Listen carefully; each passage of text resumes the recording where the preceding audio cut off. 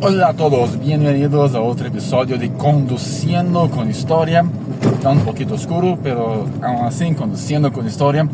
Y hoy no tengo realmente un guión, no tengo realmente muchos autores para citarlo, pero es un compilado de muchas cosas del peligro de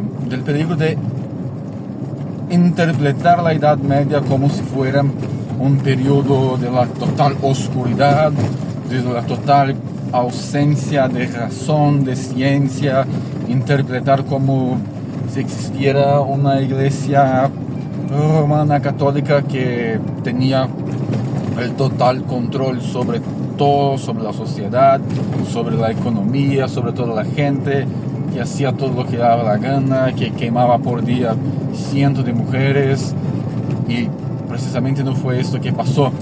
Precisamente esto de verdad está bastante lejos de la realidad. Pero ¿y por qué tenemos a veces esta noción? Porque a veces no tenemos esta convención sobre lo que fue la Edad Media.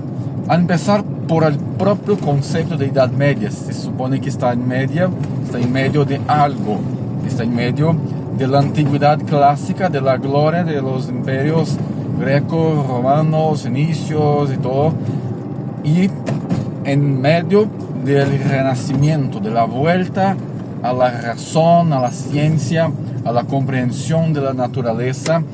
Y este propio nombre fue, como no, cuñado por los iluministas, por la gente que decía que todos los siglos de la Edad Media no servían. Era mejor cambiarlo, trocarlo por todos, por uno solo día del glorioso siglo de las luces que yo vivo, que está mucho mejor. Y por ello los autores iluministas perdonaban con mucho más facilidad los errores de autores que estaban más cerca de ellos, que estaban inmediatamente antes de Galileo, do que a los autores y agentes que estaban antes de él, que cometían algunos fallos, ¿no? Que no sabían por qué, por ejemplo, que no sabían para qué servía la sangre. Claro, obvio no lo sabían, porque eran pinche ignorantes de la Edad Media y la iglesia controlaba todo. O sea, y si un autor más contemporáneo se equivoca, entonces está bien, porque estaba pesquisando, estaba descubriendo, ahora sí que está todo negro, ¿verdad? Ahora sí que ya no se ve nada, pero muy pronto me vuelvo a la luz. Ahora estoy en la Edad Media. Y bien, ¿y por qué esto es muy peligroso? Porque esto pinta un cuadro que de verdad no existió, que de verdad no era así que vivió esta gente, no era así que se sentía esta gente, como sí que hubo exageros, pero eso también hay en nuestra sociedad. No hace falta decir que, por ejemplo, ya en la Guerra Fría, yo era un intelectual que tenía un alineamiento que estaba distinto al oficial del gobierno. Yo iba a tener problemas porque yo estaba contra el capitalismo, por ejemplo, o contra el socialismo, si yo soy un soviético. En cualquiera de los bandos pasaba lo mismo. Y bien, acá también a veces pasaba esto, porque no creer en Dios no era un problema por no creer en Dios. Yo no había la necesidad real de creer en Dios solo porque sí, porque la gente le gustaba la religiosidad, no. Pero porque el rey solo era rey porque así determinó a Dios. Entonces, si yo tengo una sociedad donde el rey solo es rey porque así quiso Dios, entonces si yo les digo que ya no creo en Dios, entonces ya no creo en este rey. Ya no hace falta respetar la autoridad de este rey, porque si el Dios que se dio el poder temporal a este rey de verdad no existe, entonces ¿por qué yo como individuo tengo que seguir a este rey? Y por ello era bastante complicado, era bastante peligroso que alguien se decía que no creía en Dios. Y por ello había los tribunales del Santo Oficio que hacía la investigación y la condena o no de este individuo que hacía prácticas que iban contra la religiosidad y contra la iglesia. Pero ojito aquí, porque es al revés de lo que el senso común, de que muchas pelis, de que mucho la literatura contemporánea y muchas cosas así las trato en este momento. No era precisamente la iglesia, un padre que veía, oye, que ese tipo no sabe rezar el Padre Nuestro y vamos a echarle a la hoguera. No, sino que este tipo tiene comportamiento sospechoso en la sociedad, como por ejemplo Amenocchio, el modelo, y por su comportamiento peligroso se presume que tal vez este tipo no le caiga bien a Dios. Entonces necesitamos hacerlo una investigación para comprobar qué pasó aquí. Entonces vamos a hacer una investigación que era llevada a cabo por el Estado y no por la iglesia. Y la iglesia, ¿qué hacía la iglesia? La iglesia tenía los expertos. Yo necesito a alguien experto en religión para ver si está o no lleno de los dogmas por nada. Entonces lo más lógico sería llamar a alguien que es experto en los dogmas religiosos, como no la iglesia, los curas.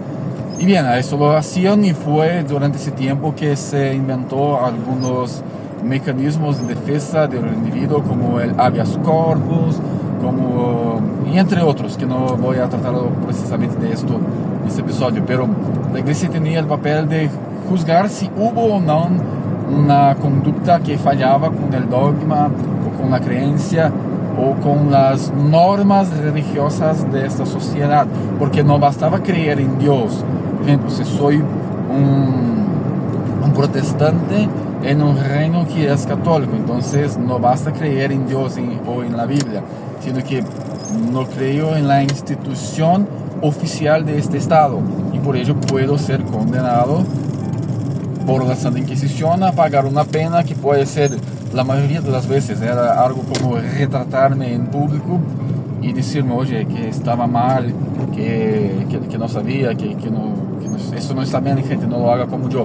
La mayoría de las veces era esto. También tenía algunas penas que se ponía como un sombrerito en formato de cono y la gente tenía que andar por las calles con se me ha olvidado el nombre correcto de ello, y si me acuerdo le pongo una imagen por acá.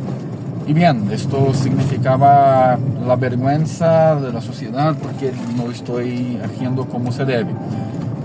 Y en otros casos, ya avanzando, ya no en la Edad Media, porque el grueso, las condenas más peligrosas y la mayor aplicación de la Inquisición no fue durante la Edad Media, sino que durante la Edad Moderna, porque allí sí que no ser cristiano se convirtió en todo un problemón, porque ahora tengo miles de colonias para administrar por todo el mundo y yo tengo que tener el reino perfecto, porque yo, el emperador todos tenían el mismo discurso, pero yo, el emperador de España, el emperador de Portugal, tenía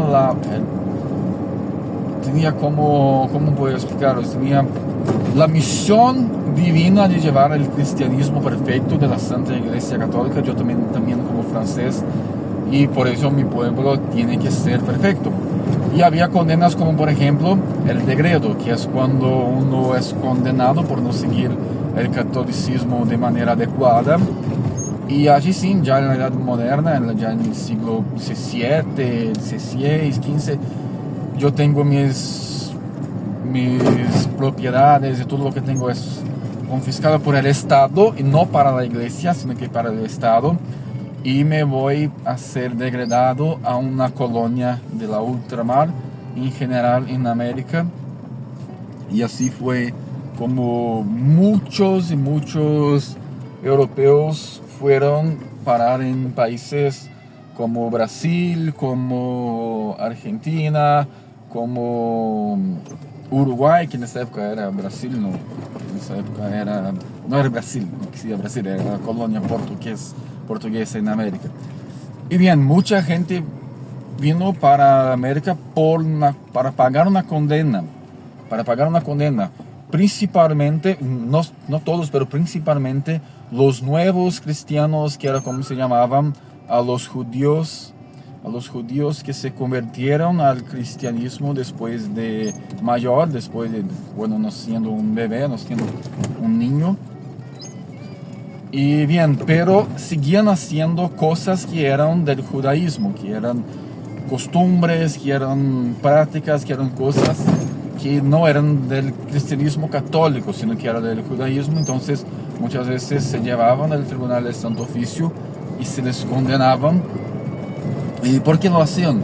Porque el judío no tiene patria. Entonces, ¿cómo voy a confiar que este señor va a defender los intereses de la corona ibérica si es un judío que no tiene patria? O sea, que responde al reino de los hebreos, de todo, que no era algo físico, no existía, pero que se sentían como una comunidad y todo.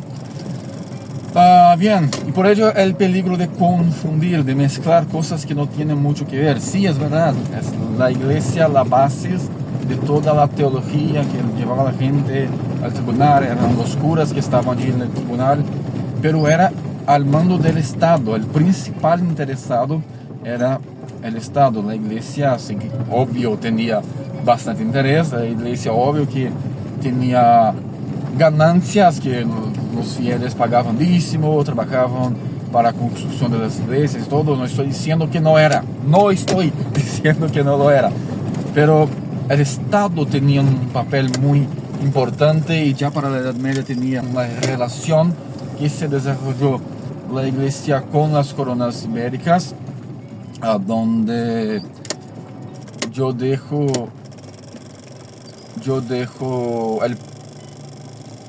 la iglesia en función de los padres. Yo protejo, yo ofrezco toda una condición para la expansión de la iglesia. O sea, si ahora tengo, por ejemplo, una colonia india, en los barcos van unos cuantos otros misioneros. Si yo tengo una colonia en América, en Japón y todo, van los misioneros junto con los barcos del Estado, muchas veces patrocinados por el Estado. Pero a cambio, estos padres van a pregar que yo, el rey, soy el rey porque quiso Dios, y usted ya no puede decirle nada contra yo. Y también podía usar las secciones del sermón, de las misas, para hablar cosas de la legislación, cosas referentes a la administración estatal, a la administración secular también. Entonces esto ocurrió, y por ello era bastante interesante para el Estado medieval del siglo VIII en adelante que hubiera este acercamiento con la iglesia.